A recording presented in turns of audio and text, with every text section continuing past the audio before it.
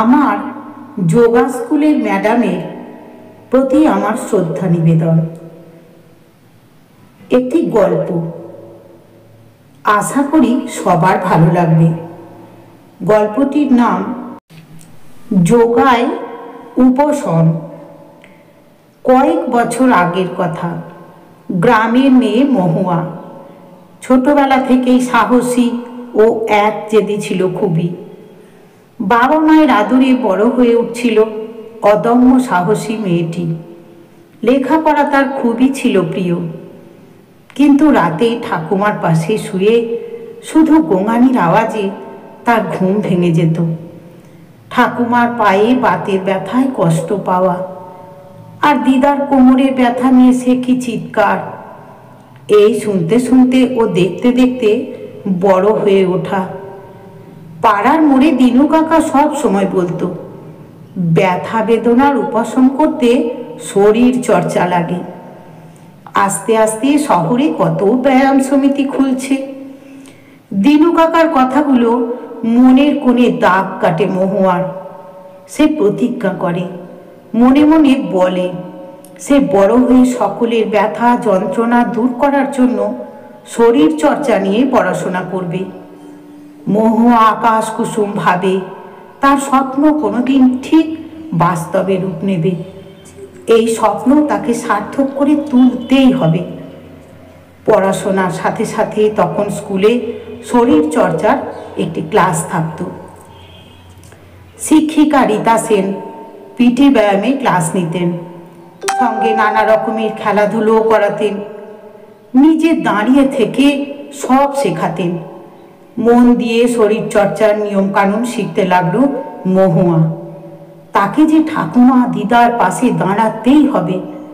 মধ্যবিত্ত পরিবারের মেয়ে, তাই বাবার কাছে নিজের স্বপ্নের কথা কোনো দিনও বলা হয়নি। আর সেই 80-র দশকে শরীর চর্চা নিয়ে ভাবার মতো এত সময় কারো ছিল না।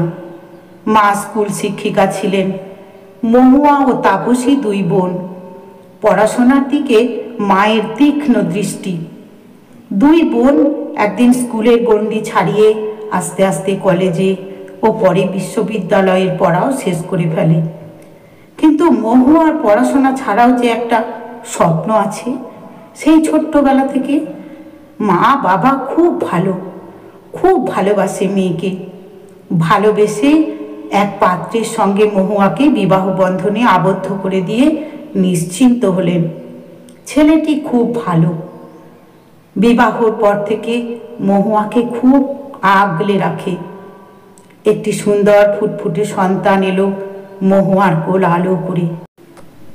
মহুয়া এখন গ্রাম ছেড়ে শহরে থাকে তার স্বামী সন্তানের সাথে। স্বামী দেবতাটিও খুবই ভালো মনের মানুষ।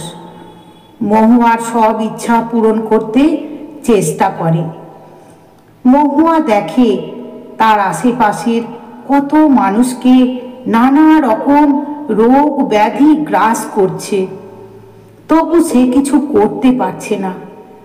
মহুয়ার সেই ছোট্টবেলার সুপ্ত বাসনার কথা তার স্বামীকে সব জানায়। শহরের এক বিখ্যাত নামজাদা কলেজে ভর্তি হয় মহুয়া। এক বুক আশা ও দু চোখ ভরা স্বপ্ন। আজ সব স্বপ্ন বাস্তবে রূপ নিতে চলেছে। অদম্য সাহসী ও একজেদি মেয়েটি যোগ সাধনার মাধ্যমে শরীর চর্চা করার শিক্ষায় শিক্ষিত হয়ে আজ একজন বড় মাপের যোগার শিক্ষিকা।